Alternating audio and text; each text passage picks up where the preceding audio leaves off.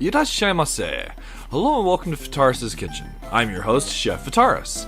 It's time once again for Shoot 'em Up Saturday, and on the menu this Saturday we have Azure Reflections, a Touhou bullet hell recently released on the PlayStation 4. What kind of taste will it have? Let's get cooking and find out. Originally released by Souvenir Cirque on PC in 2012 in Japan, Azure Reflections is a really technical horizontal scrolling Danmaku, or like bullet curtain bullet hell game, and it's one that I've had a lot of fun with. There's a lot here in this game. Before we hop into the game itself, let's take a quick look at what we have. So you've got the database, which has a library which has information about all the characters in the game, the model viewers, you can look at the models, records, rankings, memories, sound room. Help is really helpful in going over the technical aspects of it. There's this neat accessory system, a great tutorial, and of course, the game itself. We have the story mode, there's practice where you can practice against the bosses, and an extra stage that you unlock once you've completed the game with all three characters. So as we go to the story mode, we get to select our difficulty. Easy, normal, hard, and there's even a lunatic difficulty, which I do not have unlocked at this point. I definitely haven't put in that much time into this game to get that good, as it is, well, rather hard Danmaku bullet hell. So we'll go with easy for our difficulty today, just to keep things on the simple side. And then once you select your difficulty, you're taken to your character select. You've got three characters you can choose between. You've got Remu, Marisa, and Krino. So they've got differences in their shots, of course, as well as their overall speed and power. So you've got Remu, who's the balanced one, Marisa, who's more focused on powerful shots but she's slower, and Krino, who's like faster but has a weaker shot, although her Danmaku rush is more powerful, and we'll be getting to that in just a second. In addition to the characters, you can also change their equipment. You've got this whole accessory system where you're collecting currency in the game itself, and you can go and buy various accessories. Some like silly, some like more serious and cute, but you can go and like get swirly glasses, gauze eye patch, gentlemanly mustache, that sort of thing. And then you can equip them on your character. Not only do they go and provide physical appearance change, but they also provide passive abilities, and you can have up to 3 possible accessories equipped at a time. So I'll be taking Marisa. We'll be equipped with the Angel Halo, which increases or decreases the stun time, the White Bunny Tail, which gives our Danmaku Rush auto targeting, and the Devil Wings, which gives us a slower barrier gauge consumption, which will all make sense in a second. So once we select our character, we have to select our shot type. Each character has 3 shot type. They all have a linear type, a spread type, and then depending on which character you're playing as, Remu and Krino have homing types, and Marisa here has a back and forth type.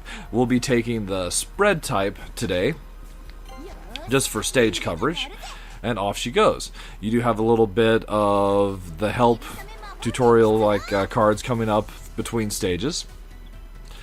There's story at the beginning of the stage, at the end of the stage, and for the boss fights. We'll go ahead and skip past that for today. So our movement is pretty basic. It's a horizontal scrolling shoot 'em up, so you know what to expect there. We do have the ability to shoot left or right. That's important. And also, very important as well, since this is a Danmaku, we have the ability to do focus movement, which is slower movement that also indicates where our hitbox is when we're using that. So when you're moving around, you can see in the center of Marisa's sprite there's a heart. That's your hitbox. So as long as you don't get hit in your hitbox, you're fine. You can graze bullets. In fact, if you do graze bullets, there's a mechanic where you can increase the barrier recovery rate as well as score extra points. So that's pretty important. So what else do we have? Well, you might have noticed that a couple times I've been activating this barrier. So what's going on there is you can activate this barrier, which will absorb bullets. And you can also dash at enemies and deal damage to them.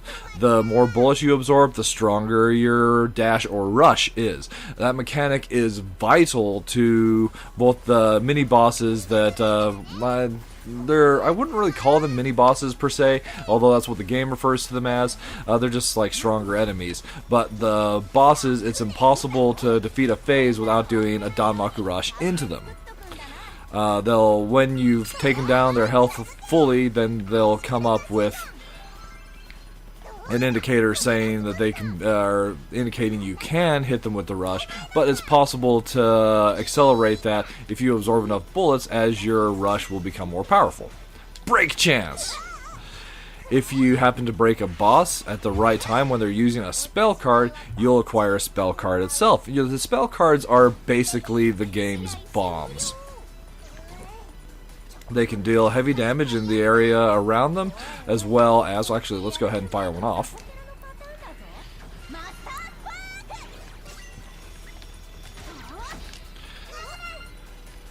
They can deal heavy damage, as well as make you momentarily invulnerable. And if you use them at the right time, you can also avoid a death, basically a death bomb. However, when an enemy boss is using a spell card, if you use a spell card during that phase of the fight, you will not be able to capture a spell card from them. Or if you die, you don't capture the spell card. If you capture both of the, or all the spell cards, some of the bosses are longer fights than others, then you'll get a complete break. Pretty neat. A lot of mechanics and stuff going on in this game, but really once you get into it, it kind of makes sense. So really that's the important part, is you've got your barrier, which will absorb the bullets. The more bullets you absorb, the stronger your Danmaku rush is, and your Danmaku rush is necessary for defeating the bosses themselves, as well as the more powerful enemies throughout the course of the stage. There is another mechanic as well called the barrier release, where if we go and perform that, it erases the bullets on the stage, as well as has a couple other benefits. But the problem with using that is it takes up the P power-ups that we've been collecting. So I haven't talked about the various drops that are coming, but there are 3 types. So the blue ones are the simplest, they're just points. The green are what we use to buy the accessories, the money in the game itself.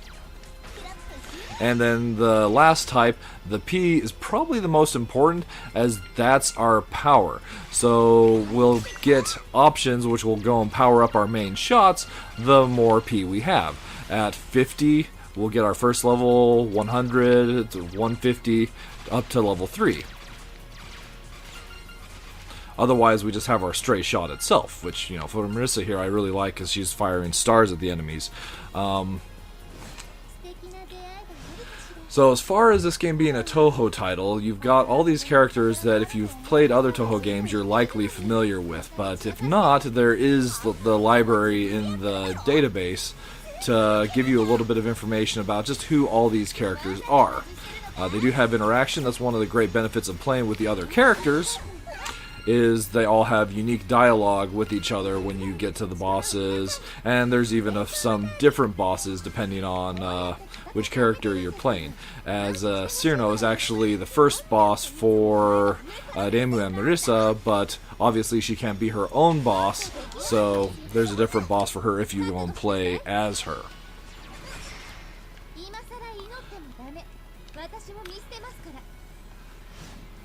So another thing to go over is how we get shot down. So if you happen to get hit by a bullet, you don't actually die right away. You're knocked back and stunned. But if you happen to get hit again while you're stunned, that's when you lose a life, and also have the potential to activate a death bomb.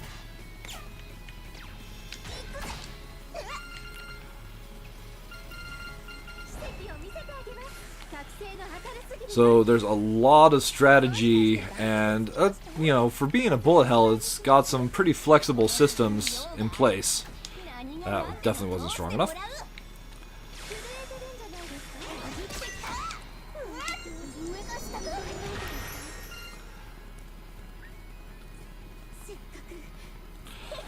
So, I'm not 100% sure if I've covered it as well as I can, but that's Azure Reflections in a nutshell.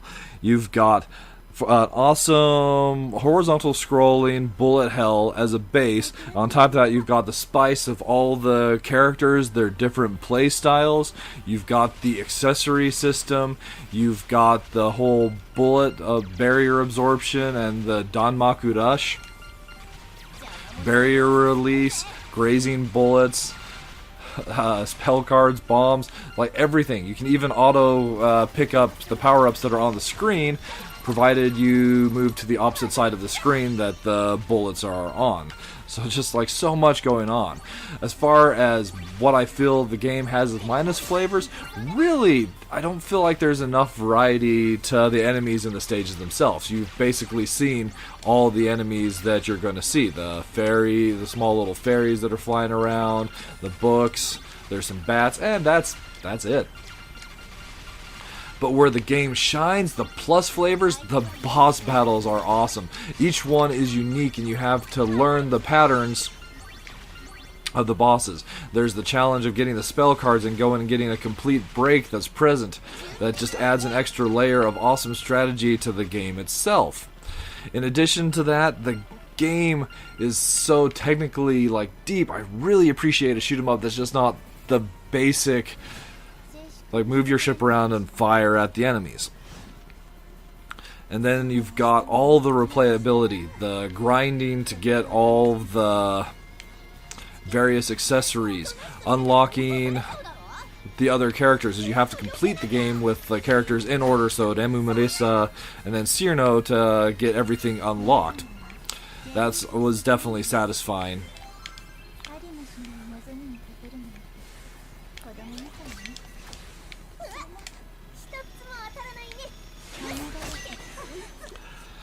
It just has so much replayability and so many extras present. So if you're going and looking for a Danmaku buffet, I can definitely go and recommend this one for you. It's been really enjoyable, well worth my time, well worth my money, and especially if you like bullet hells or Touhou, I'm sure it will be for you as well. Well, at any rate, that'll just about wrap it up for this week's episode of Shoot 'em Up Saturday. As always, I want to thank you so much for coming out and joining me, and I look forward to seeing you again next week.